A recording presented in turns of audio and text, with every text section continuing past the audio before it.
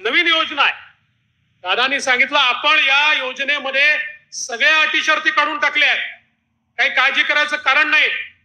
माध्यमांना देखील सांगू इच्छितो की आपणही लक्षात घ्या, कुठल्याही अटी शर्ती आता याच्यामध्ये नाहीत. कारण आमच्या समोर प्रश्न आले, ते जेन्युइन प्रश्न होते की या ठिकाणी समजा रहिवासी दाखला तर बाबा मध्य प्रदेशातनं किंवा दुसऱ्या भागातनं कर्नाटकातनं त्या ठिकाणी 15 वर्षापूर्वी लग्न होऊन एक भगिनी इकडे आली आहे, पण आता तिचा रहिवासी दाखलाच नाहीये, तर काय करायचं? आम्ही सांगितलं हरकत नाही, नवऱ्याचा तर असेल, नवऱ्याचा दाखला, बरं तोही दाखला म्हणून कुठल्याही तहसीलदाराकडे जाण्याची आवश्यकता नाही. 15 वर्षापूर्वीचं मतदार यादीतलं नाव चालेल, 15 वर्षापूर्वीचं रेशन कार्ड चालेल, 15 वर्षापूर्वीचं घराचं डॉक्युमेंट असेल ते चालेल.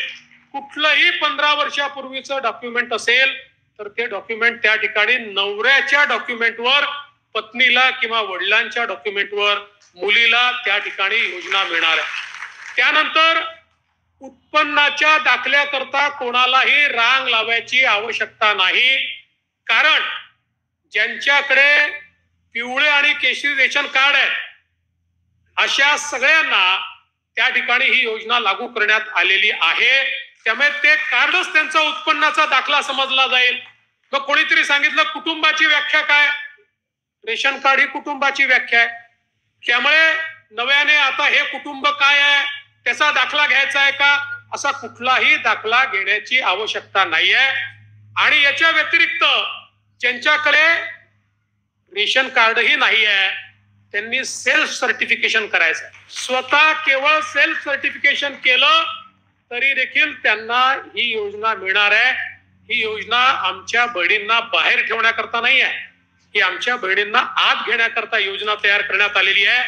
त्यामुळे आपल्यालाही कुठेही काही अडचण योजनेच्या संदर्भात वाटली, आपण आता ऑफलाईन फॉर्मही घेतोय, ऍपवरही फॉर्म घेतोय. ऍपवरचे फॉर्म हे आपल्याला सोपे पडतात, ऑफलाईन जे येतात ते पुन्हा ऑनलाईन करावे लागतात. पण जी पद्धत असेल त्या पद्धतीने आपण घेतोय. एवढीच आपल्याला विनंती आहे की फॉर्म भरताना अकाउंट नंबर वगैरे जर नीट लिहिला नाही तर ते पैसे अकाउंटला जाऊ शकणार नाही. त्यामुळे आपणही थोडी मदत केली पाहिजे आणि अकाउंट नंबर वगैरे योग्य प्रकारे लिहिले गेले पाहिजे. त्यात कुठली चूक होऊ नये अशा प्रकारचा प्रयत्न हा निश्चितपणे या ठिकाणी आपण केला पाहिजे.